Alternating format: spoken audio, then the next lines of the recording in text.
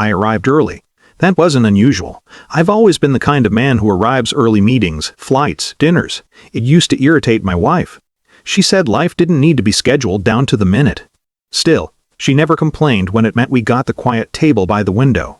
The restaurant was soft with evening light, the way good restaurants are before the real crowd arrives. Glasses aligned, white tablecloths unwrinkled. A pianist playing something slow enough that no one really listened. I checked my watch once, then slipped it back under my cuff. 5 minutes later, the front door opened. Not just my wife. Her friends came in first, 4 of them, loughing louder than the room required. Then she followed, and beside her was a man I'd seen once before at a company event. A tall guy with a kind of relaxed confidence that comes from never being the least important person in a room. Something about the formation of the group felt staged. They didn't come directly to the table. They gathered at the bar. Glances moved toward me in quick little bursts, like people checking their marks before a scene begins. I sat there long enough to understand that the evening I thought I was attending had already been rewritten. Eventually, they approached. My wife looked polished, calm, almost cheerful. She didn't kiss my cheek like she usually did at dinners like this. One of her friends raised a glass. "Well," she said, smiling too widely, "since we're all here." My wife pulled a folded set of papers from her bag. The room around us had gone quieter. Not because anyone had asked for silence, just the natural hush that forms when people sense something uncomfortable about to happen. She placed the papers on the table in front of me. Divorce forms. Someone behind her laughed lightly and lifted their drink. "To his new king," another friend said, nodding toward the man standing beside her. He slipped an arm casually around my wife's shoulder. A few of them cheered. It wasn't cruel in the theatrical sense. No shouting, no insults, just the kind of public confidence people have when they believe the outcome is already decided. Phones appeared casually in hands. Not openly recording, but ready. They expected a moment. Anger, refusal, a scene. I read the first page, then the second. My wife watched me carefully but not nervously. More like someone observing a long-awaited conclusion. "Honestly," one of her friends said, leaning closer to the table, "this is probably better for everyone." I signed. The pen moved easily. The paper made that quiet scratching sound that always reminds me of signing contracts. When I finished, I slid the pages back across the table. For a second, the group looked almost confused. Then the tension broke. "Oh, thank God," someone laughed. My wife exhaled, a small breath of relief. Well, that was easier than expected.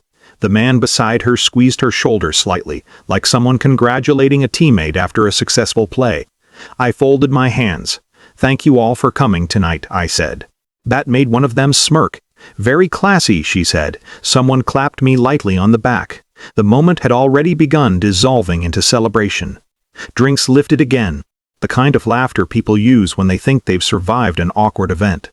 I reached into my jacket. There was a thin envelope there. I placed it beside the signed papers. "For you," I said to my wife. She frowned slightly but opened it. Inside was a single printed document. She read the first line once, then again.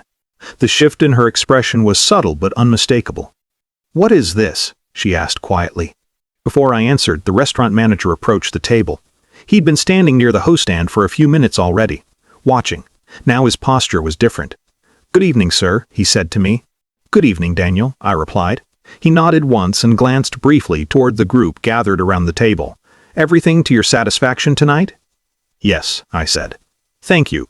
My wife was still staring at the document. The purchase agreement had finalized earlier that afternoon. The building, the restaurant, the upstairs offices, transferred through a holding company.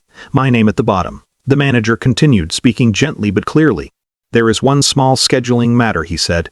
"We'd been informed tonight would be a private dinner reservation." One of her friends frowned. "Yeah, it is."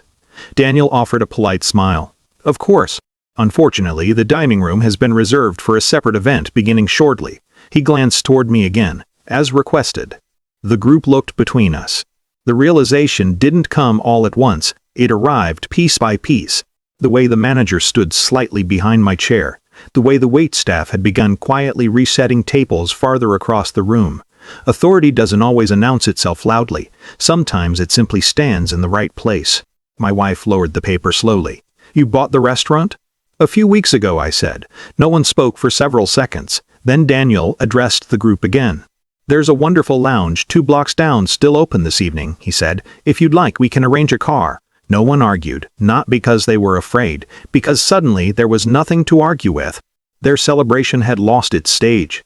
I stood, straightened my jacket, and placed my card on the table for the bill. My wife watched me differently now, not angry, not embarrassed, just recalculating. "You knew," she said quietly.